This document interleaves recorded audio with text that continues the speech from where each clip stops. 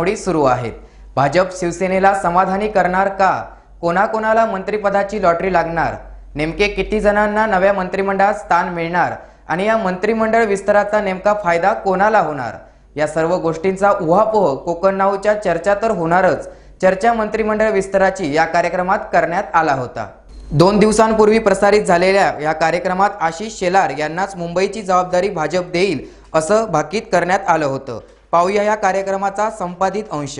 आगामी मुंबई, पुणे आणि नाशिक महापालिकांच्या निवडणुका येऊ घातलेल्या आहेत। विशेषतः आपण मुंबईची चर्चा ह्या ठिकाणी करू की मुंबई एक प्रतिनिधित्व ह्या ठिकाणी मिळण्याची शक्यता आहे का?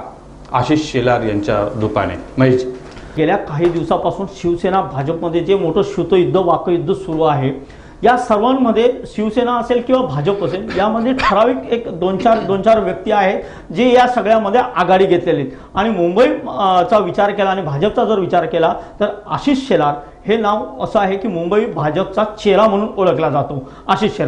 आशिष शेलारांकडे सगळीच म्हणजे मंत्रिपद भूषवण्याची कॅपॅसिटी आहे, लोकसंग्रह आहे, हे सगळं बरोबर असलं तरी भाजपकडे उद्या जी मुंबई महानगरपालिकेची निवडणूक येणार आहे तर शिवसेनेला तोंड देण्यासाठी भाजपकडे दुसरा चेहरा नाही मुंबईमध्ये, ही सद्यस्थिती आहे। त्यामुळे मला असं वाटतं की आशिष शेलारांकडे उद्या मुंबई महानगरपालिकेची जबाबदारी दिली जाईल आणि संपूर्ण मुंबईची भाजप जी आहे ती आशिष शेलारांच्या बळावरच काम करेल असं मला तरी वाटतं। मंत्रिमंडळ विस्तारानंतर काही दिवसातच विधिमंडळाचं अधिवेशन होऊ घातलेलं आहे। ह्या नव्या मंत्र्यांच्या या नव्या चेहऱ्यासह आणखीन काही नवीन चेहरे, विशेषतः सिंधुदुर्गचा उल्लेख केला तर नारायण राणे हे विधान परिषदेत दाखल होणार आहेत। दुसरीकडे नाताभाऊ मंत्र्यांच्या तर्फे उत्तर देताना त्या ठिकाणी नसतील।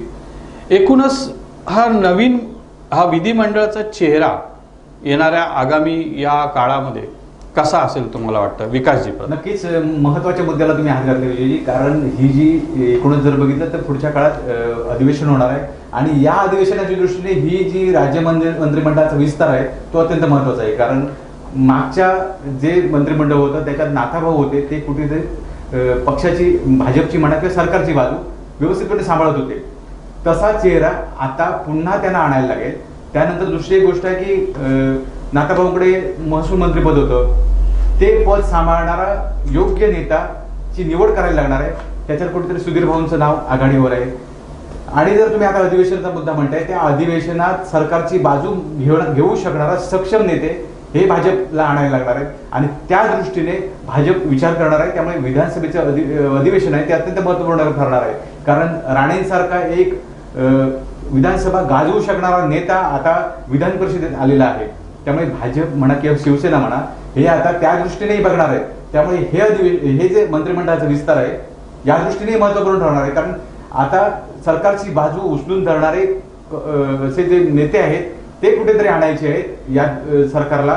त्यात भाजप आघाडीवर असेल की तसे नेते आणण्याचा प्रयत्न भाजप करणार आहे, असं एकूणच चित्र आपल्याला पाहायला मिळेल। नक्कीच मला असं वाटतं या संदर्भात की मुळात या राज्यामध्ये विरोधी पक्ष आहे की नाही याचा विचार करावा लागेल। कारण काय असतं, ज्यावेळेला एखादा पक्ष सत्तेत येतो त्यावेळेला विरोधी पक्षाचं काम असतं त्याच्यावर अंकुश ठेवणं। मात्र आपण हे सगळं चित्र गेल्या या सरकारचा 1.5-2 वर्षाचा कालावधी पाहिला तर विरोधी पक्ष नावाची चीजच कुठे दिसत नाही।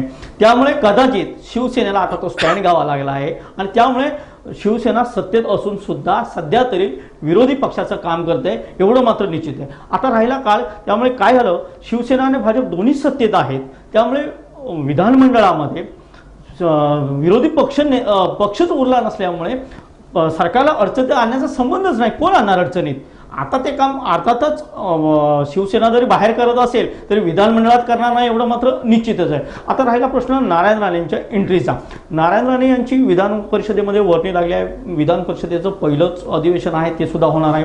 त्यामुळे जर ह्या आधी झालेली जी अधिवेशनं आहेत त्यामध्ये शिवसेना भाजपच्या मंत्री महोदयांनी ही अधिवेशनं अगदी लिलया पार केली असतील, मात्र आता मात्र त्यांची कसोटी लागणार आहे। कारण नारायण राणे हे अभ्यासू व्यक्तिमत्व आता तिथे पोहोचलेलं आहे। नारायण राणेंच्या सडेतोडपणाला, नारायण राणेंच्या अभ्यासू वृत्तीला सरकारला तोंड द्यावं लागणार आहे आणि नारायण राणे विधिमंडळात येणार म्हटल्यानंतर साहजिकच सत्ताधाऱ्यांमध्ये थोडाफार दबाव आहे. ते किती जरी अगदी जाहीररित्या बोलले नसले तरी ही वस्तुस्थिती आहे की त्यांच्यावर दबाव आहे आणि राणेंकडून सुद्धा लोकांच्या त्याच अपेक्षा आहेत. त्यामुळे आता जो आतापर्यंत या सरकारच्या कालावधीमध्ये विरोधी पक्ष दिसला नाही ते काम आता नारायण राणे करतील असं काँग्रेसच्या त्याबरोबर इतर लोकांना सुद्धा वाटतंय. त्यामुळे जसे विकास गावकर म्हणाले त्याप्रमाणे महसूल मंत्री असलेले आता एकनाथ खडसे विधिमंडळात म्हणजे उत्तर द्यायला नसतील. मग या वेळेला नारायण राणेंच्या त्या बलाढ्य तोफेसमोर भाजपचा कुठला नेता, शिवसेनेचा कुठला नेता तोंड देणार हा प्रश्नच आहे आणि त्याचं उत्तर मला तर वाटतं हे अधिवेशन झाल्याशिवाय मिळणं शक्य नाही.